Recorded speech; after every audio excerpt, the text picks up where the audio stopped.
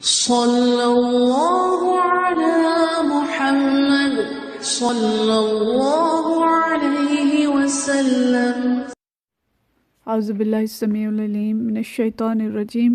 بسم اللہ الرحمن الرحیم، والصلاة والسلام علی رسولہ الکریم۔ بخاری شریف باب العلم، اور آج جو باب ہم پڑھیں گے اس کا عنوان ہے کہ من ترک بعد الاختیار، کہ کوئی شخص جو ایک بہتر کام کو، ایک اختیار کو چھوڑ دیتا ہے، مخافتاً ان یقصر فہم بعض الناس عنہ، اس خوف سے کہ کچھ لوگوں کا فہم جو ہے وہ کم ہے اور وہ اس کی وجہ سے فیقعوا فی اشد منہ، کہ اس سے کسی بڑے امر میں مبتلا ہو سکتے ہیں۔ مطلب یہ کہ کوئی شخص ایک بہتر کام کو اس خوف سے چھوڑ دیتا ہے کہ بعض لوگ اپنی کم فہمی کی بنا پر اس سے کسی بڑے امر میں، کسی بڑے مفسدے میں مبتلا ہو سکتے ہیں۔ تو اس باب میں مستحب کام کو بعض اوقات چھوڑنا پڑتا ہے، اس لیے کہ جو لوگوں کو سمجھ کم ہوتی ہے وہ کسی ذمہ دار فرد کو کوئی ایسا عمل کرتے دیکھ کے کسی غلط فہمی میں مبتلا ہو سکتے ہیں، اور اس کی وجہ سے، اس غلط فہمی کی وجہ سے وہ گناہ میں بھی جا سکتے ہیں۔ دیکھیں جیسے نبی کریم صلی اللہ علیہ وسلم نے شروع میں صحابہ کرام رضوان اللہ مجمعین کو قبروں کی زیارت سے منع کر دیا تھا، حالانکہ قبر کی زیارت مستحب ہے کہ اس کو دیکھ کے اللہ یاد آتا ہے، آخرت یاد آتی ہے، انسان کے اوپر رقت طاری ہوتی ہے۔ لیکن نبی کریم صلی اللہ علیہ وسلم نے یہ مستحب بھی شروع میں منع کر دیا تھا، کیونکہ اس بات کا خطرہ تھا کہ لوگوں کے اندر توحید ابھی پختہ نہیں ہوا، اور ایسا نہ ہو کہ وہ قبروں پہ جا کے کوئی غلط جیسے سجدے کرنے شروع ہو جائیں، یا قبر پرستی کا جو خطرہ تھا وہ واقع نہ ہو جائے۔ تو جب لوگوں کے اندر پختہ ہو گیا توحید، تو اس وقت پھر منع نہیں کیا اور اس مستحب کی اجازت دے دی۔ تو یہی باب اس باب میں سمجھا رہے ہیں امام بخاری جو حدیث لائے ہیں اسی حوالے سے، کہ بعض اوقات کوئی مستحب ترک کرنا پڑتا ہے اس خوف سے کہ جو لوگ زیادہ سمجھ نہیں رکھتے وہ اس سے زیادہ کسی غلط کام میں، مکروہ میں جا سکتے ہیں۔ تو آگے جانے سے پہلے ہم شرعی احکام کی قسمیں اگر دیکھ لیں کہ شریعت کے جو احکام ہیں، مطلب یہاں عقائد مراد نہیں ہے، جو اعمال ہم کرتے ہیں، جو احکام ہیں شریعت کے، ان کی 4 قسمیں ہیں۔ ایک تو واجب ہے۔ واجب کیا ہے؟ کہ جو لازم ہے، فرض ہے، اور اس کے چھوڑنے پر عذاب ہے۔ اور مثلاً عبادات ہیں، نماز، روزہ، حج، زکوٰۃ اور دیگر جو فرض امور ہیں وہ سب اس کے اندر شامل ہیں۔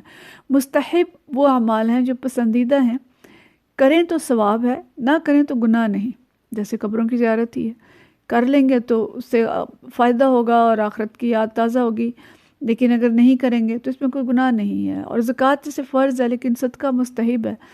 کہ زکوٰۃ نہ دیں گے تو گناہ گار ہوں گے، صدقہ دیں گے تو اجر میں اضافہ ہوگا، نہ دیں گے تو گناہ نہیں ہوگا۔ اس طرح مکروہ تیسری چیز ہے کہ مکروہ وہ کام ہے جن کو کرنا درست نہیں، پسندیدہ نہیں ہے، لیکن اگر کر لیں گے تو اس درجے کا گناہ نہیں۔ جیسے مسجد میں سونا مکروہ ہے، پسندیدہ نہیں ہے، لیکن اگر کوئی مجبوری سے سو گیا تو ٹھیک ہے، اس کو ایسا گناہ نہیں ہے۔ اسی طرح روزے میں کلی کر سکتے ہیں، لیکن اگر کوئی بار بار کلی کر رہا ہے تو اس سے روزے کے مکروہ ہونے کا ڈر ہوتا ہے،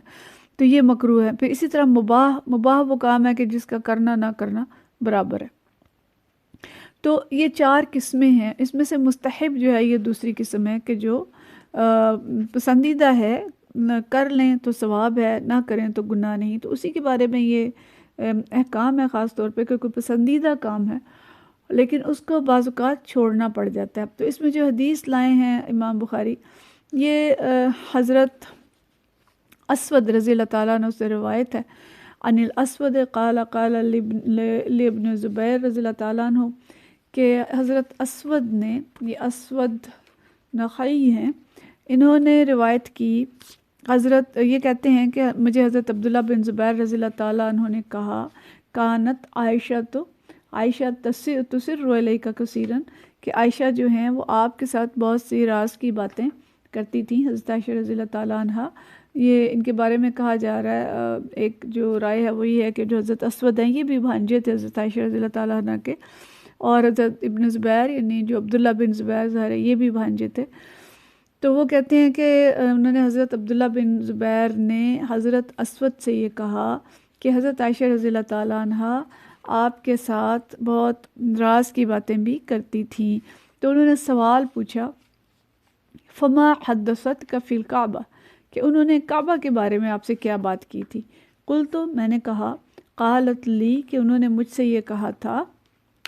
قال النبی صلی اللہ علیہ وسلم، کہ نبی صلی اللہ علیہ وسلم نے فرمایا تھا، یا عائشہ لولا قومک حدیث عہدہم، اے عائشہ اگر آپ کی قوم کا زمانہ نہ ہوتا، یعنی اس کی وضاحت حضرت ابن زبیر نے کی، قال ابن زبیر بکفرن، کہ اگر آپ کی قوم تازی ابھی نئی نئی کفر سے نکل کر اسلام میں داخل نہ ہوئی ہوتی تو میں کیا کرتا،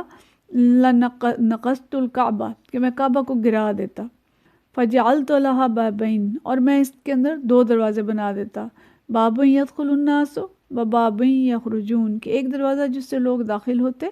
اور ایک دروازہ جس سے لوگ نکل جاتے، ففعلہ ابن زبیر، تو حضرت ابن زبیر نے بعد میں ایسا ہی کر دیا۔ تو یہ حدیث ہے، اس کا پس منظر یہ ہے کہ حضرت عائشہ رضی اللہ تعالیٰ عنہ جب حج پہ جاتی ہیں نبی کریم صلی اللہ علیہ وسلم کے ساتھ فتح مکہ کے بعد، تو وہ کہتی ہیں کہ میں نے یہ منت مانی تھی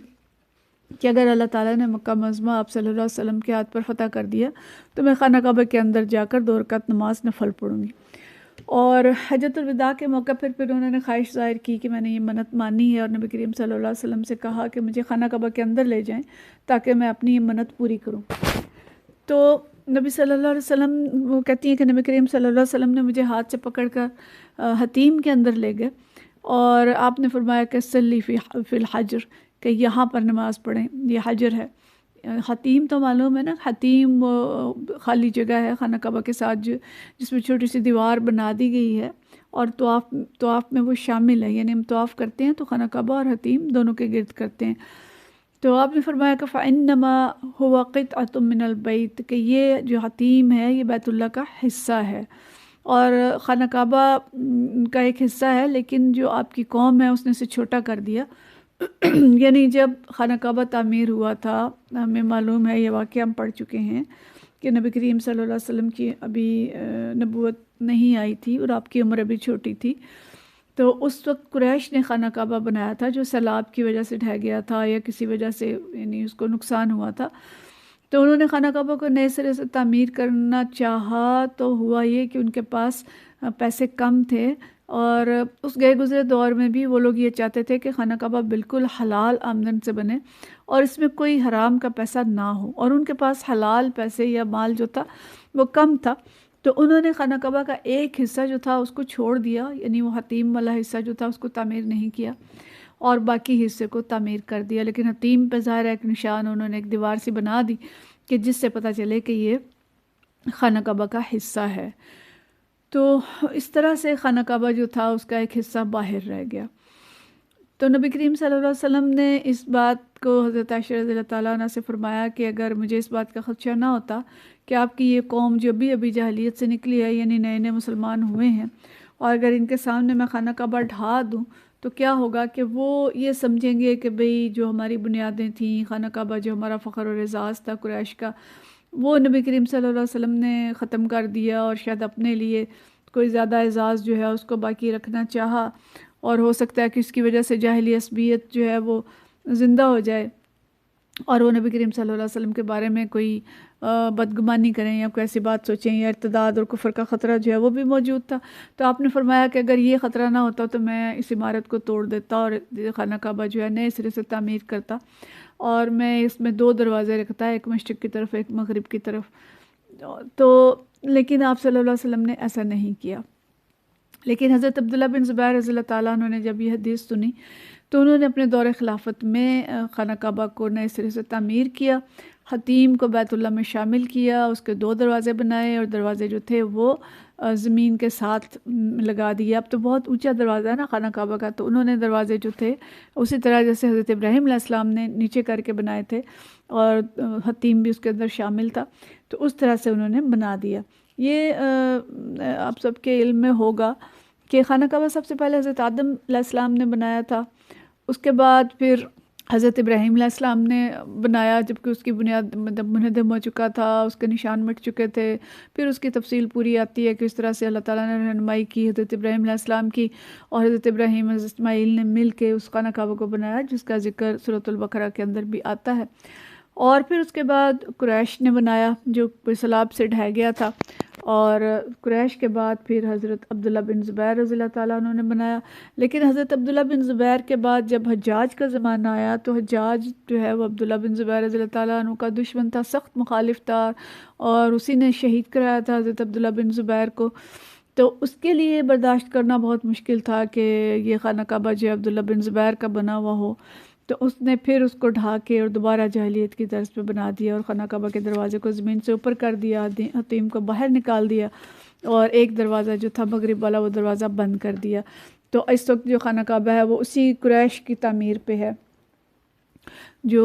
حجاج نے بنوایا تھا۔ اس کے بعد پھر جب ہارون رشید کا زمانہ آیا تو ہارون نے یہ چاہا کہ میں اس کو دوبارہ حضرت ابراہیم علیہ السلام کی جو بنیاد تھی، جس طرح حضرت عبداللہ بن زبیر نے بنایا تھا، اس کو ویسے ہی بنا دوں۔ لیکن اس وقت امام مالک رحمۃ اللہ علیہ نے فرمایا کہ خدا کے لیے اس خانہ کعبہ کو آپ بادشاہوں کا کھیل نہ بنائیے، بازی چاہے سلاطین نہ بنائیے کہ جو کوئی بادشاہ آئے وہ خانہ کعبہ کو اپنے نقشے کے مطابق بنائے، تو اس میں خانہ کعبہ کی توہین ہے، بس اس کو اسی طرز پہ رہنے دو۔ تو اس حدیث کا جو لب لباب ہے وہ یہ ہے کہ نبی کریم صلی اللہ علیہ وسلم چاہتے تھے اور آپ کے نزدیک یہ مستحب تھا کہ خانہ کعبہ واپس حضرت ابراہیم علیہ السلام کی شکل پہ بنے، لیکن اس وقت خطرہ اس بات کا موجود تھا کہ اس مستحب پر عمل کرنے سے لوگ کہیں کفر کی طرف نہ پلٹ جائیں یا ان کے اندر غصہ نہ آ جائے، جاہلیت کی عصبیت نہ آ جائے کہ یہ نبی صلی اللہ علیہ وسلم نے ہماری جو بنیاد تھی خانہ کعبہ کی وہ ڈھا دی اور اپنی طرز پہ اس کو بنایا۔ تو ذمہ داران کو زیادہ احتیاط کی ضرورت ہوتی ہے۔ قائدین کو لوگ فالو کرتے ہیں، قائدین کے بارے میں بہت سے گمان رکھتے ہیں، تو انہیں اپنے اخلاق، معاملات، لباس، پردہ، ساری چیزوں میں زیادہ احتیاط کرنی چاہیے، اور بعض اوقات مستحبات جو ہیں وہ ترک کرنے پڑتے ہیں کہ ایک ذمہ دار شخص ایک مستحب پہ عمل کرتا ہے اور جو دوسرے لوگ ہیں وہ اس کو چھوڑ کے خطرہ ہوتا ہے کہ وہ مکروہ میں یا غلط چیزوں میں بھی نہ چلے جائیں۔ جیسے کہ حضرت عمر رضی اللہ تعالیٰ عنہ کا ایک قول ہمیں ملتا ہے کہ میں نے بہت سے مستحبات ترک کر دی ہیں، یعنی جب وہ ذمہ دار بن گئے تو بہت سی ایسی چیزیں جن کے کرنے میں کوئی گناہ نہیں تھا وہ کر سکتے تھے، لیکن ان کو اس لیے نہیں کیا کہ کہیں مجھے یہ ایسا کرتے دیکھ کے لوگ اور ڈھیل نہ لے لیں اور وہ گناہ میں مبتلا نہ ہو جائیں۔ پھر اس کے بعد جو اگلی حدیث ہے، یہ حدیث نمبر 127 ہے۔ یہ باب ہے من خص بعلم قوم، کہ کوئی شخص کسی قوم کو یا کسی گروہ کو خاص مخصوص کر لیتا ہے، دون قوم، کسی اور قوم کو چھوڑ کے یا ایک گروہ کو چھوڑ کے، کراہیت اللہ یفہمو، اس بات کو اس لیے کہ وہ اس بات کو ناپسند کرتا ہے کہ لوگ اس کی بات کو سمجھ نہ سکیں گے۔ مطلب یہ کہ کوئی استاد یا کوئی جو ادارہ ہے وہ کچھ لوگوں کو مخصوص کر سکتا ہے کسی مخصوص علم کے لیے، اس لیے کہ ان کے خیال میں شاید کچھ اور لوگ ہیں جو ان کی بات کو سمجھ نہیں سکتے۔ یعنی مطلب یہ ہے کہ مخصوص لوگوں کو مخصوص علم سکھایا جا سکتا ہے۔ ہر بندے کی جو صلاحیت ہے وہ ایک جیسی نہیں ہوتی، ہر شخص ہر بات نہیں سمجھ سکتا، تو ذہنی سطح کے مطابق گروپنگ کی جا سکتی ہے، جیسے کہ آج کے دور میں مدارس کے اندر اور اسکولوں کے اندر یہ چیز موجود ہے۔ مدارس میں بھی جیسے سب لوگ جو قرآن کا فہم رکھ سکتے ہیں، ضروری نہیں ہے کہ وہ حدیث کو بھی اس طرح سے سمجھ سکیں، اور کچھ حدیث کو بہت اچھی طرح سے سمجھ سکتے ہیں، فقہ کو نہیں سمجھ سکتے۔ تو اس لیے جو تخصص ہے وہ یا کچھ علوم جو ہیں کچھ لوگوں کے لیے مخصوص کیے جا سکتے ہیں، اور یونیورسٹیز میں آپ دیکھیں کہ بالکل اسٹوڈنٹس جو ہیں کوئی سائنس پڑھتا ہے، کوئی آرٹس پڑھتا ہے، کوئی دوسرے سبجیکٹ پڑھتا ہے، اور ضروری نہیں ہے کہ ہر بندہ جو ہر بات کو سمجھ سکے۔ تو امام بخاری بھی یہ حدیث اس میں لائے ہیں کہ لوگوں سے ان کے فہم کے مطابق بات کی جائے، اور ان کا جو تخصص ہے یا ان کو کوئی بات سمجھانی ہے تو ان کے ذہن کے مطابق کی جائے۔ یہاں قول لائے ہیں حضرت علی رضی اللہ تعالیٰ عنہ کا، نبی کریم صلی اللہ علیہ وسلم کی حدیث نہیں ہے۔ وقال علی، اور علی رضی اللہ تعالیٰ عنہ نے فرمایا، حدث الناس بما یعرفون، کہ لوگوں کے سامنے ایسی باتیں کرو جن کو وہ سمجھ سکیں۔ اتحبون ان یکذب اللہ ورسولہ، کیا تم یہ چاہتے ہو کہ اللہ اور رسول صلی اللہ علیہ وسلم کی تکذیب کی جائے؟ حدثنا عبید اللہ بن موسیٰ عن معروف بن خربوز عن ابی طفیل عن علی بذالک، یہ دوسری سند ہے جو یہاں پہ بیان کی گئی ہے۔ تو حضرت علی رضی اللہ تعالیٰ عنہ کے اس قول کا کیا مطلب ہے کہ لوگوں کی ذہنی سطح کو مد نظر رکھتے ہوئے ان سے گفتگو کی جائے، یعنی لوگوں سے وہ گفتگو کریں، ایسی گفتگو کریں جن باتوں کو وہ جانتے ہوں، جن کو وہ سمجھتے ہوں۔ تو استاد کا یہ فرض ہے کہ وہ طالب علموں کی ذہنی سطح کے مطابق ان سے بات کرے اور ان کے سامنے ایسی باتیں نہ رکھیں جو ان کی ذہنی اور علمی سطح سے اونچی ہوں اور جن باتوں کو وہ سمجھ نہ سکتے ہوں۔ دیکھیں بچوں کی کلاس ہو اور وہاں پہ آپ ازدواجی مسائل بیان کرنے لگ جائیں تو ان بچوں کو کیا سمجھ آئے گا؟ اسی طرح کسان کے سامنے میڈیکل کے مسائل ہیں، یا عام افراد ہمارے پاس آتے ہیں جب کلینک میں اور اب ان کی کوئی چیز اگر تشخیص ہوئی ہے تو وہ کہتے ہیں جی میں بتائیں یہ کیا ہے۔ اب ان کو بتانا بہت مشکل ہوتا ہے، ہر چیز جو ہے وہ ہر شخص کی سمجھ میں نہیں آ سکتی، تو اس وقت ہم بالکل ان کے سطح پہ آ کے اور مختصر الفاظ میں، آسان الفاظ میں کچھ سمجھانے کی کوشش کرتے ہیں کہ اگر کسی کے اندر انفیکشن ہے تو ہم کہتے ہیں جی آپ کو ورم ہو گیا ہے، اب ورم کو جا کے آگے بس کا سٹوریاں جو کچھ سے کچھ بن جاتی ہیں۔ لیکن بہرحال افراد کی جو ذہنی سطح ہے ان سے اس کے مطابق بات کی جائے، یہ ایک دائی کی خوبی ہے کہ وہ ذہنی سطح، ماحول، علم، فہم اس کے مطابق بات کرے تاکہ لوگ اس کی بات کو جھٹلائیں نہ، اور خاص طور پہ اتحبون ان یکذب اللہ رسولہ کہ خاص طور پہ کہ لوگ رسول اللہ صلی اللہ علیہ وسلم اور اللہ کی بات کو نہ جھٹلائیں۔ جب بات ان کی سمجھ میں نہیں آئے گی تو وہ کہیں گے یہ کیسے ہو سکتا ہے، اللہ ایسے کیسے کہہ سکتا ہے، یا رسول اللہ صلی اللہ علیہ وسلم تو یہ بات کہہ ہی نہیں سکتے۔ میں کبھی کبھی سوچتی ہوں کہ جیسے دجال کے فتنے کی خبر نبی کریم صلی اللہ علیہ وسلم نے دی اور کہا کہ دجال کی آواز مشرق اور مغرب میں سنائی دے گی، تو اس وقت صحابہ کرام رضوان اللہ مجمعین کو ظاہر ہے اس بات کی کیسے سمجھ آئی ہوگی؟ ہم تو بڑی آسانی سے سمجھ سکتے ہیں کہ آج ریڈیو پہ ٹی وی پہ باتیں کس طرح پہنچتی ہیں، لیکن مضبوط ایمان والے تو ایمان لے آئے اور انہوں نے اس کو سمجھ لیا، لیکن اگر یہ بات کمزور ایمان والے لوگوں کے سامنے کی جاتی تو انہوں نے کہنا تھا لو جی یہ کیسے ہو سکتا ہے کہ بات مشرق میں کریں اور وہ مغرب میں سنائی دیں۔ تو اس لیے بات کرتے ہوئے لوگوں کی ذہنی سطح کو مد نظر رکھنا، ان کی صلاحیتوں کو پیش نظر رکھنا، جس ماحول میں رہتے ہیں اور معیار ہے اس کو سمجھیں، ورنہ لوگ اللہ اور رسول کی تکذیب کر سکتے ہیں۔ وآخر دعوانا ان الحمد للہ رب العالمین۔